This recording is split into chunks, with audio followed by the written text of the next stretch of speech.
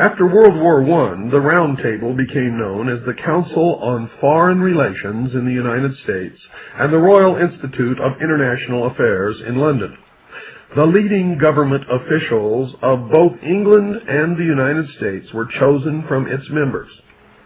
In the 1960s, as growing attention centered on the surreptitious governmental activities of the Council on Foreign Relations, subsidiary groups known as the Trilateral Commission and others representing the identical financial interests began operations, with the more important officials such as Robert Russa being members of all three groups. According to William Guy Carr in Pawns in the Game, the initial meeting of these ex officio planners took place in Mayor Amschel Bauer Goldsmith's shop in Frankfurt in 1773. Bauer, who adopted the name of Rothschild, or Red Shield, from the red shield which he hung over his door to advertise his business — the red shield today is the official coat of arms of the city of Frankfurt — was only 30 years of age when he invited 12 other wealthy and influential men to meet him in Frankfurt.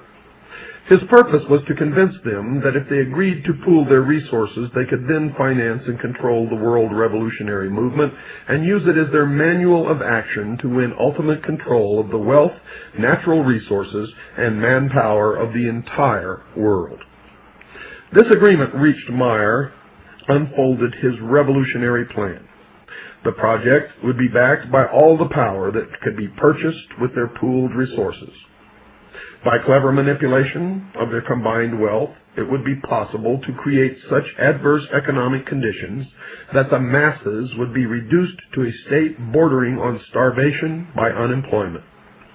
Their paid propagandists would arouse feelings of hatred and revenge against the ruling classes by exposing all real and alleged cases of extravagance, licentious conduct, injustice, oppression, and persecution.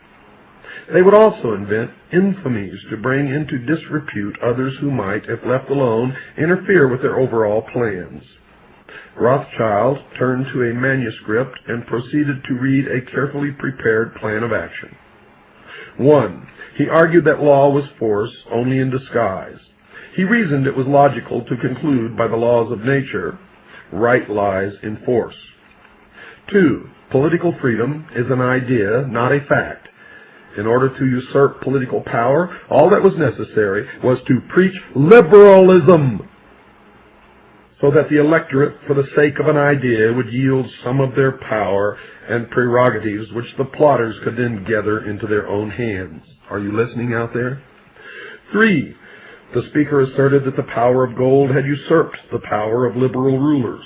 He pointed out that it was immaterial to the success of his plan whether the established governments were destroyed by external or internal foes, because the victor had to, of necessity, ask the aid of capital, which is entirely in our hands. 4. He argued that the use of any and all means to reach their final goal was justified on the grounds that the ruler who governed by the moral code was not a skilled politician, because he left himself vulnerable and in an unstable position. 5. He asserted that, quote, our right lies in force. The word right is an abstract thought and proves nothing. I find a new right to attack by the right of the strong, to reconstruct all existing institutions and to become the sovereign lord of all those who left us the rights to their powers by laying them down to us in their liberalism, unquote. 6. The power of our resources must remain invisible until the very moment when it has gained such strength that no cunning or force can undermine it. He went on to outline 25 points. Number 8 dealt with the use of alcoholic liquors, drugs, moral corruption, and all vice to systematically corrupt youth of all nations. 9, they had the right to seize property by any means and without hesitation, if by doing so they secured submission and sovereignty. And that's happening now all over this country.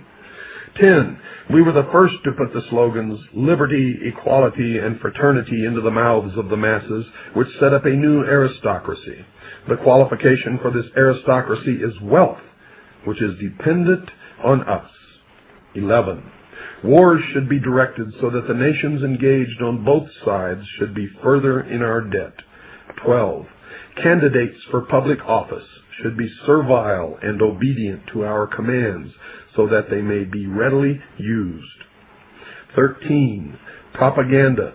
Their combined wealth would control all outlets of public information. And that is true in the United States today. 5 corporations own all the print, television, and radio media in this country except for a very, very small minority of independent owners.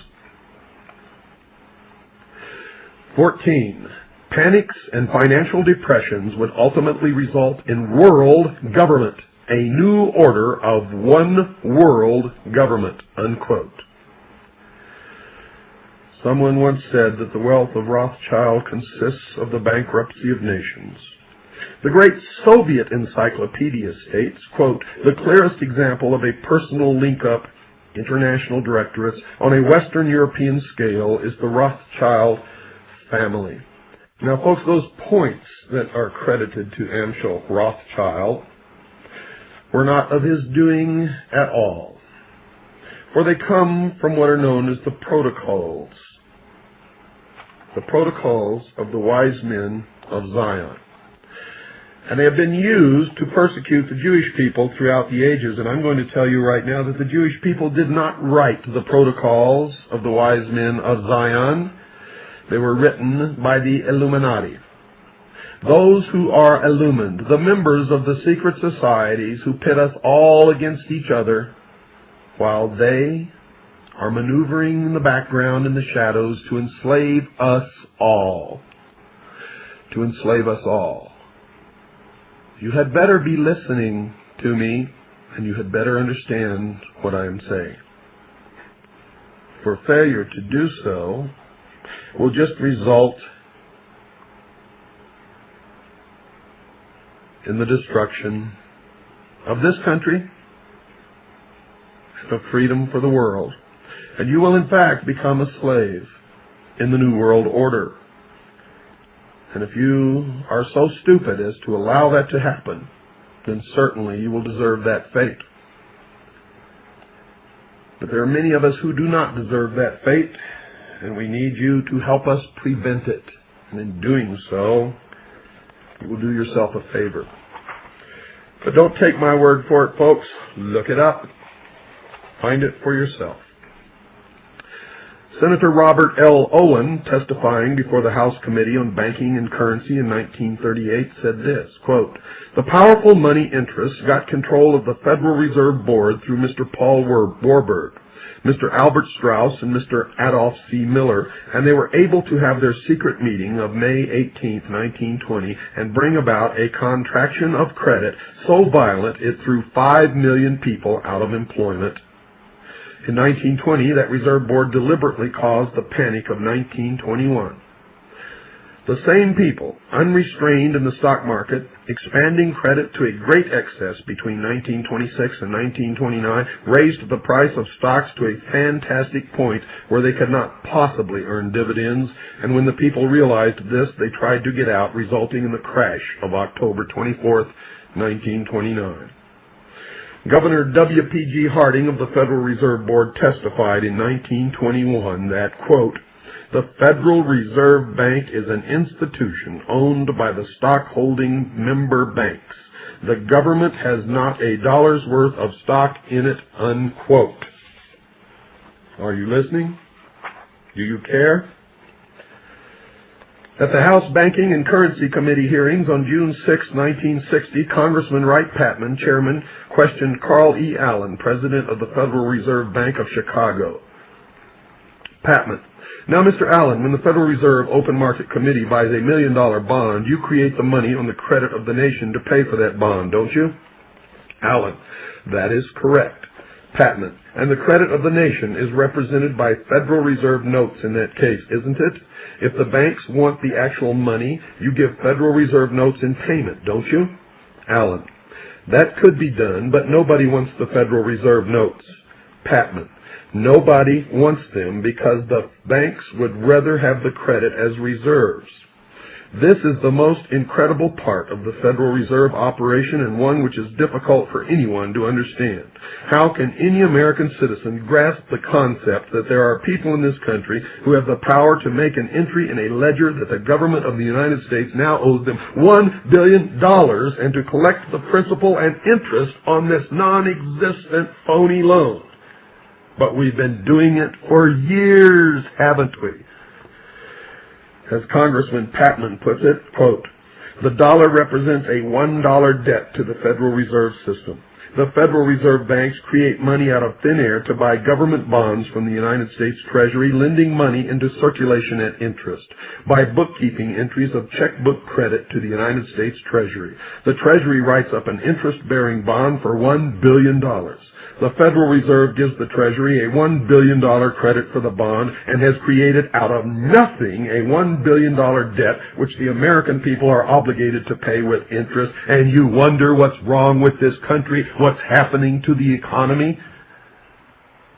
Wake up, Sheeple. Where does the Federal Reserve System get the money with which to create bank reserves? The answer: it doesn't get the money, it merely creates it. When the Federal Reserve writes a check, it is creating money. The Federal Reserve is a total money-making machine. It can issue money or checks. One of the most important factors to remember in this connection is that the supply of money affects the general level of prices, the cost of living index, and money supply are parallel. The Federal Reserve's major function is to determine the money supply. It has the power to increase or decrease the money supply at any rate it chooses and destroy millions of people with the swipe of a pen. On September 30th, 1941, before the same committee, Governor Eccles was asked by Representative Patman, "How did you get the money to buy those $2 billion worth of government securities in 1933? Eccles: "We created it." Mr. Patman: "Out of what?" Eccles: "Out of the right to issue credit money." Mr. Patman: "And there is nothing behind it, is there, except our government's credit?" Eccles: "That is what our money system is. If there were no debts in our money system, there wouldn't be any money." And now, let me put the nail in the coffin. I'm going to read you one paragraph from the Federal Reserve System, its purposes and functions, printed by the United States of America, Washington, in 1939 by the United States Government Printing Office. And on the front of this, it has the seal of the Board of Governors of the Federal Reserve System. And on page 85, I quote, "Federal Reserve Bank credit, therefore, as already stated, does not consist of funds that the reserve authorities get somewhere in order to lend, but constitutes funds that they are empowered to create," unquote. End of subject. Nail in the coffin. And if you don't understand what's happening to this country now, nobody can help you ever. Wake up, Sheeple. The answer is in front of our nose. Now, if you want to save your ass and your assets, help us save the Constitution and the Bill of Rights. We've got to get rid of the Federal Reserve and the IRS.